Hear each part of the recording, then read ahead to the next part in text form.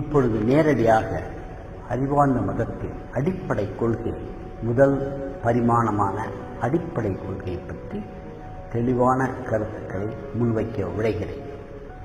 அறிவார்ந்த மதத்தின் படி சுமார் 14.5 பில்லியன் ஆண்டுகள், அதாவது 1450 கோடி ஆண்டுகளுக்கு முன்னால் ஒரு மிக தொன்மையான, மிக கெட்டியான, மிக வலிமையான ஒரு உருண்டையான ஒரு பொருளிலிருந்து திடீரென்று வெடித்து துகள்கள் வெளியே தூக்கி எறியப்பட்டன.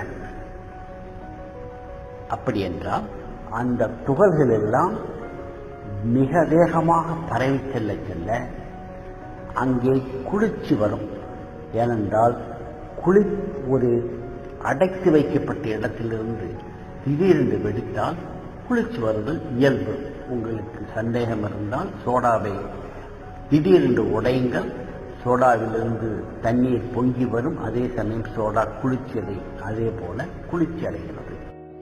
1450 கோடி ஆண்டுகளுக்கு முன்னால் இந்த அண்டம் ஒரு பெரிய வெடிப்போடு துவங்கியது என்று சொல்லத்தான் முடிகிறதே தவிர, இதை துவக்கி வைத்தது யார், எதற்காக துவக்கப்பட்டது என்ற கேள்வி கேட்டால் அதற்கு பதில் தெரியாது என்பதை வெட்கமின்றி தயக்கமின்றி விஞ்ஞானிகளாகிய நாங்கள் ஒத்துக்கொள்கின்றோம். இந்த அறியாத புரியாத ஒரு விஷயத்தை தான் பெரிதாக எடுத்துக்கொண்டு மத தலைவர்களும் மதவாதிகளும் அவரவர்கள் கற்பனைக்கேற்றபடி கதைகளை கட்டிவிட்டு மனித சமுதாயத்தை படாத பாடுபடுத்தியிருக்கிறார்கள். அது போகட்டும். அது எப்படி இருந்தாலும் இந்த பிரபஞ்சமும் இந்த இயற்கையும் உண்மை. நீங்களும் நானும் எவ்வளவு உண்மையோ அந்த அளவு இந்த இயற்கை உண்மை. எனவே உண்மை என்று ஐயம் திரிவு அற புரிந்து கொள்ளக்கூடிய இயற்கையை அடிப்படையாக வைத்து ஒரு புதிய மத கொள்கையை, வாழ்க்கை நெறிமுறைகளை வடிவமைப்போம் என்பதுதான் இப்பொழுது இன்றைய முயற்சி. இப்படி வெடித்து சிதறிய துகள்கள் எத்தனையோ, அவற்றுள் இரண்டு துகளை மட்டும் நாம் பின்பற்றுவோம், கவனிப்போம். ஒன்று எலக்ட்ரான், இன்னொன்று புரோட்டான். இதை எளிமைப்படுத்த சொல்வதால் இவையில மட்டும் எடுத்துக்கொள்கிறேன். இந்த எலக்ட்ரானும் புரோட்டானும் எங்கெங்கோ பறந்து போய்கொண்டிருந்தன. எலக்ட்ரான் என்பது ஒரு சிறு துகள், அது எதிர் மின் துகள். புரோட்டான் என்பது நேர் மின் துகள். ஆனால் புரோட்டான் என்பது எலக்ட்ரான் போல 1850 மடங்கு திண்மையான நிறை அதிகம் உள்ளது.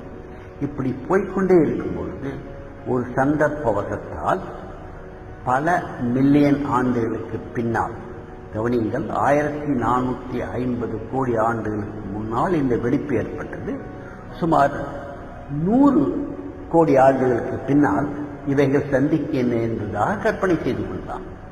அப்படி சந்திக்கும் பொழுது ஒரு எலக்ட்ரான் புரோட்டானால் கவரப்பட்டு அந்த புரோட்டானை சுற்றி சுற்றி வந்தது. ஒரு எலக்ட்ரான் புரோட்டானை சுற்றி சுற்றி வந்தால் அதற்கு பெயர்தான் ஹைட்ரஜன் அணு. இந்த காலகட்டம் போகட்டும். பல கோடி ஆண்டுகளிலிருந்து சுமார் 5 கோடி ஆண்டுகள் என்று வைத்துக் கொள்வோம்.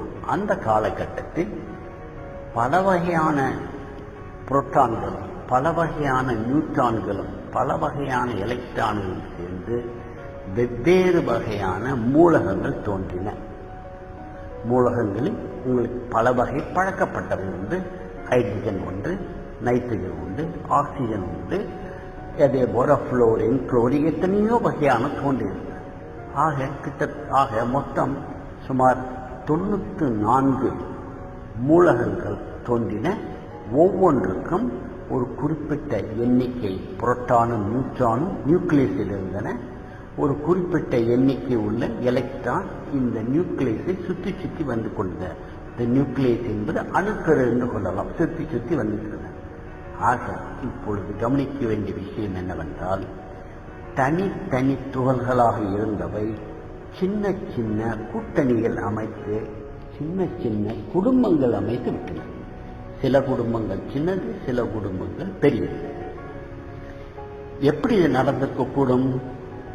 இதற்கு எத்தனையோ வகையான பல வகையான விசைகள் போர்ஸஸ் இருப்பதாக விஞ்ஞானம் சொல்லுகிறது என்றாலும் இத்தனையும் எளிமைப்படுத்தி இரண்டு விசைகள் தான் இருந்ததாக நாம் கற்பனை பண்ணிக்கொள்ளலாம், தெளிவுபடுத்திக் கொள்ளலாம்.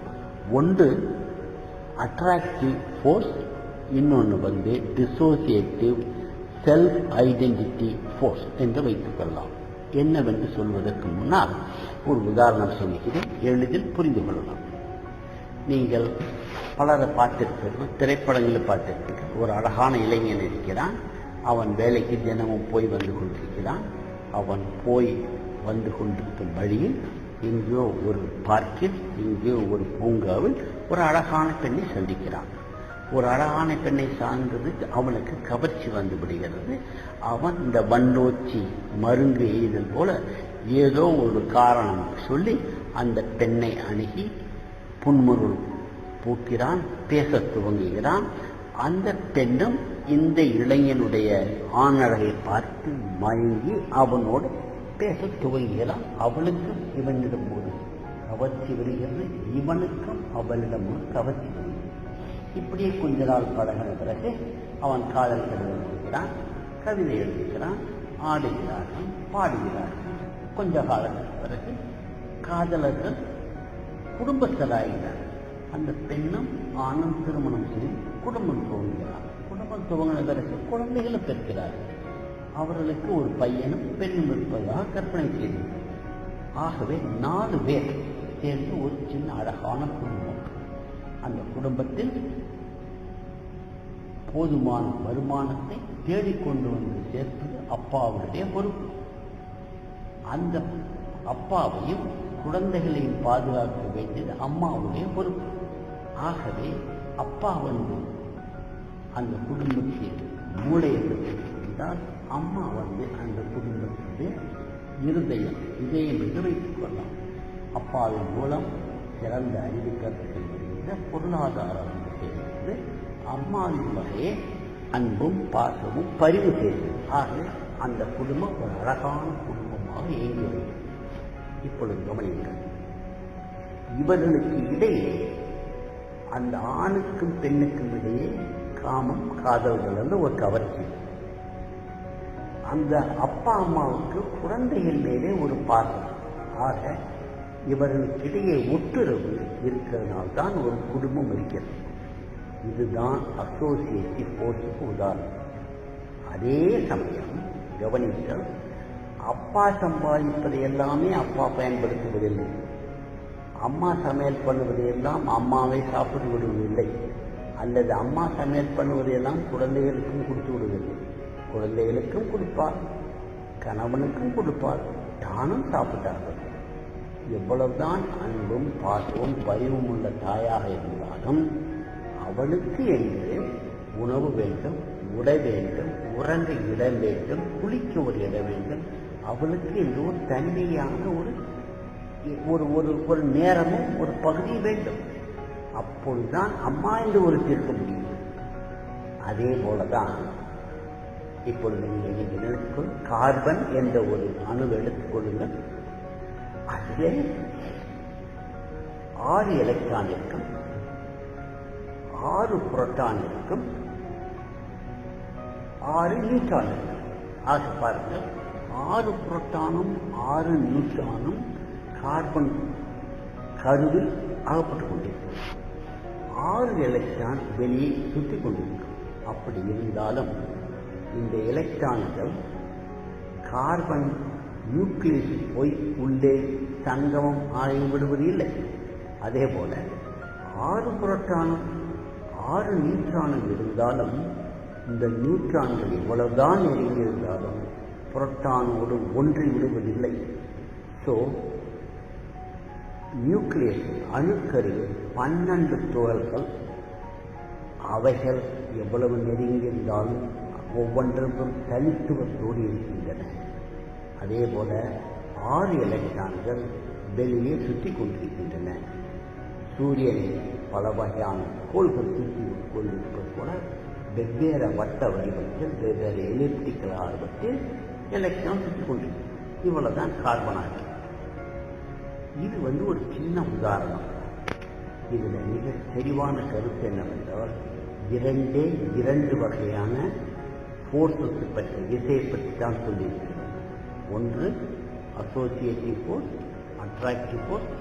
இன்னொன்று டிசோசியேட்டிவ் ஃபோர்ஸ், தனித்துவத்தை வேண்டி நிற்கக்கூடிய ஒரு வகையான ஃபோர்ஸ். இந்த அடிப்படையில் கார்பன் ஆக்சைடை விளக்கினோம். இதே போல காலம் நடக்க நடக்க, காலம் கடக்க கடக்க, கால வெள்ளத்தில் பல வகையான மாலிகூல்ஸ்களும் தோன்றின, மூலக்கூறுகளும் தோன்றின. அந்த மூலக்கூறுகளில் மொத்தத்தில் இரண்டாக பிரித்து விடலாம். ஒன்று இன்ஆர்கானிக் பொருட்கள், இன்னொன்று ஆர்கானிக் பொருட்கள். இன்ஆர்கானிக் பொருட்கள் என்றால் உதாரணமாக சோடியமும் குளோரினும் சேர்ந்து உப்பு, இது கடல் உப்பு. பொட்டாசியமும் குளோரினும் சேர்ந்து கல் உப்பு. இப்படி பல வகையான. அதே போல உங்களுக்கு கேள்விப்பட்டிருப்பீர்கள், நமக்கு பழக்கப்பட்ட மண் இருக்கிறது, அது சிலிக்கான் ஆக்சைடு, சிலிக்கான், ஆக்சிஜன் இவை சேர்ந்த ஒரு பொருள். இது இன்ஆர்கானிக். இதே போல அடுத்த எல்லைக்கு போனதால் கார்பனும் நைட்ரஜனும் ஆக்சிஜன் சேர்ந்து இன்னொரு வகையான மூலக்கூறுகள் உருவாக்கின்றன. அவைதான் ஆர்கானிக் மாலிகூல்ஸ். இத்தகைய ஆர்கானிக் மாலிகூல்ஸ் பல சேர்ந்து, முக்கியமாக பென்சின் அடிப்படையான பல ஆர்கானிக் மாலிகூல்கள் ஒன்று சேர்ந்து அமினோ ஆசிட் வருகின்றன. அமினோ ஆசிட்களுடைய பல வகையான மாற்றங்களின் காரணமாக நியூக்ளியோடைட்ஸ் வருகின்றன. இந்த நியூக்ளியோடைட்ஸ் ஒரு காலகட்டம் சொல்லும்போது நாம் பாருங்கள், 1450 கோடி ஆண்டிலிருந்து 5 கோடி ஆண்டுக்கு வந்திருக்கிறோம். நிறைய காலகட்டம் சும்மா இருந்திருக்கிறது. இந்த மாபெரும் உலகம் அண்மையில் தான் சுமார் 5 கோடி ஆண்டுகளுக்கு முன்னால் தான் வைத்துக்கொள்வோம்.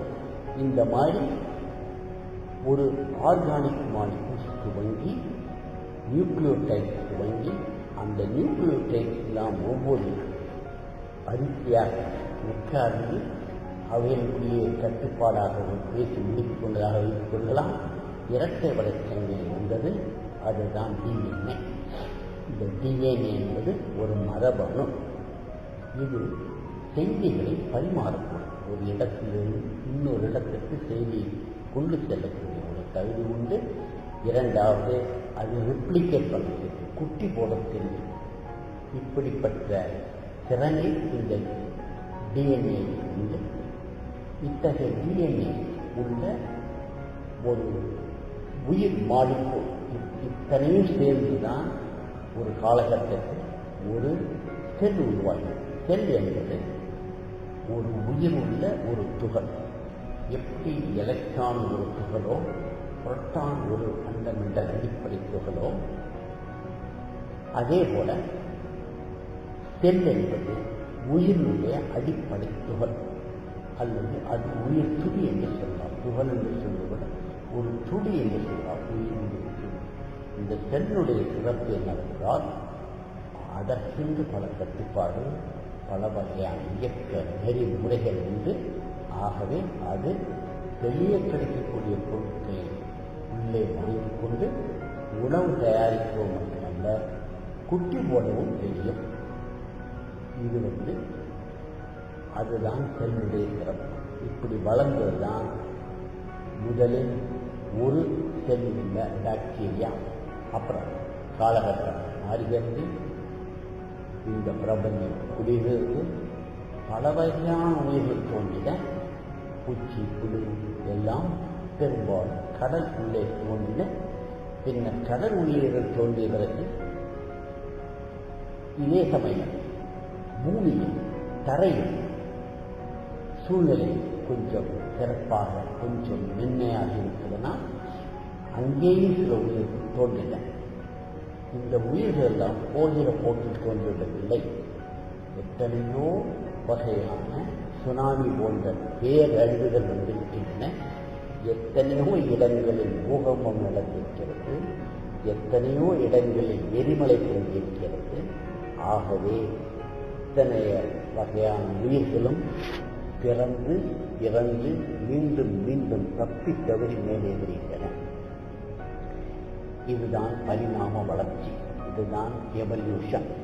இந்த எவல்யூஷனுடைய சிறப்பு இரண்டு விஷயம். ஒன்று, இந்த சந்தர்ப்ப வசத்தால் ஒன்றோடு ஒன்று சந்திக்கும். அடுத்தாற்போல் சந்தர்ப்பம் மட்டுமல்ல, அவைகளுக்கு அவசியம் இருக்கக்கூடிய ஒரு தேடுதலினால்தான் இந்த சந்தர்ப்பத்தால் ஒரு பொருளை சந்திக்கும் போது அவற்றை இறுக்கி பிடித்துக் கொள்ளும்.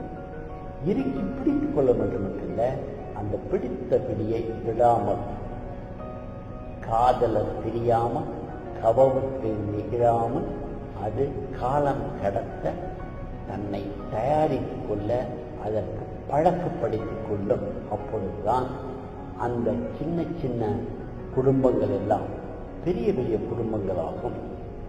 அப்படித்தான் சின்ன சின்ன அணுக்கள் பெரிய மாலிகுலாகின, பெரிய பெரிய மாலிகுல் எல்லாம் மேக்ரோ மாலிகுலாக, மேக்ரோ மாலிகுல் எல்லாம் சேர்ந்துதான் உங்களுக்கு புரோட்டீன், என்சைம், சாக்கரைட் எல்லாம் வந்தன. இன்னும் பெரிய குடும்பம் என்னவென்றால் தான் உங்களுக்கு பாக்டீரியா. அதை விட ஒரு பெரிய குடும்பம் என்னவென்றால் தான் உங்களுக்கு புழு, பூச்சி எல்லாம், மரம், கிளமரம். அப்படி பார்க்கும்போது புல்லாகி, பூடாகி, மரமாகி, பல்விருகமாகி எத்தனையோ காலம் முட்டி மோதி கற்று கவனிங்கள், முட்டி மோதி தவறு பண்ணி பட்டெறிந்து கெட்டெறிந்து கேடுகட்டு எத்தனையோ பலகாலம் பட்ட பிறகுதான் மனிதன் என்று ஒன்று தோன்றியிருக்கிறான். இந்த மனிதன் போற போக்கில் தோன்றவில்லை. மனிதன் தோன்றி சுமார் 300,000 ஆண்டு, அதாவது 3 லட்சம் ஆண்டுகள் என்று வைத்துக் கொள்ளலாம். இந்த மனிதன் தோன்றியது 3 லட்சம் ஆண்டு வைத்துக் கொண்டால், அந்த சமயத்திலும் நியாண்டர்தால் மனிதன், ஏப் மனிதன், சிம்பன்சி மனிதன் என்று பல வகையான ரகங்கள் தோன்றினாலும் ஹோமோ எரெக்டஸ் சொல்வார்கள். நிமிர்ந்த நடையில் கையில் குச்சி வைத்துக் கொண்டு அடித்து நொறுக்கி, பழங்களை அடித்து நொறுக்கி, பக்கத்தில் கிடைத்த விலங்குகளை அடித்து நொறுக்கி சாப்பிட தெரிந்த மனிதன், பூமியில் நடக்க தெரிந்த மனிதன் ஹோமோ எரெக்டஸ் சொல்வார். அவனும் இருந்து காலகட்டத்தில் மறைந்து விட்டான். இதெல்லாம் தாண்டி சுமார் 2 லட்சம் ஆண்டுகளுக்கு பின்னால் தான் அறிவுள்ள ஒரு மனிதன் இனம் தோன்றியது. அதுதான் ஹோமோ சாப்பியன்ஸ். அதனுடைய வழியில் வந்தவர்கள் தான் நாம். அப்படி பார்க்கும் பொழுது இப்பொழுது நின்று கொஞ்சம் பின்னோக்கி பாருங்கள். இந்த பூமி தோன்றி, பூமி என்றால் இந்த உலகம் தோன்றி 1450 கோடி ஆண்டுகள். ஆனால் மனிதன் தோன்றி சுமார் 300 லட்சம் ஆண்டுகள் தான். இவ்வளவு காலம் கடந்து மனிதன் தோன்றியிருக்கிற காரணத்தினாலேயே நாம் ஒரு விஷயத்தை தெரிந்து கொள்ளலாம். என்னவென்றால், இயற்கை பிளான் பண்ணி மனிதனை திட்டமிட்டு உருவாக்கவில்லை. தட்டு தடுமாறி அது முகிழ்த்து கொண்டே வந்தது. பரிணாம வளர்ச்சியில் மாறிக்கொண்டே வந்தது. அப்படிப்பட்ட பரிணாம வளர்ச்சியில் மாறிக்கொண்டே வந்தையும் சில காரணங்களால் மனித இனம் என்று ஒன்று பிறந்தது. மனித இனத்தை திட்டமிட்டு செய்யப்படவில்லை. கவனிக்கிறோம். இதற்கு 2 உதாரணம் சொல்லலாம். மனித இனம் உருவாக்குவதற்கு முன்னால் சுமார் 10 கோடி ஆண்டுகளுக்கு முன்னால் இதே பூமியில், இதே மண்ணில் டைனோசரஸ் என்ற விலங்கினங்கள் இருந்தன. ஒன்றல்ல, இரண்டல்ல, பல வகையான டைனோசரஸ்கள் இருந்து இந்த பூமியை ஆட்சி செய்து பின்னர் மறைந்து விட்டது. அப்படி என்றால் அவர்களால், அந்த டைனோசரஸினால் இந்த பூமியினுடைய சூழ்நிலைக்கு தகுந்தால் தங்களை மாற்றிக்கொள்ள முடியவில்லை, தங்களை தயாரித்துக் கொள்ள முடியவில்லை. ஆகவே அவை மறைந்துவிட்டன.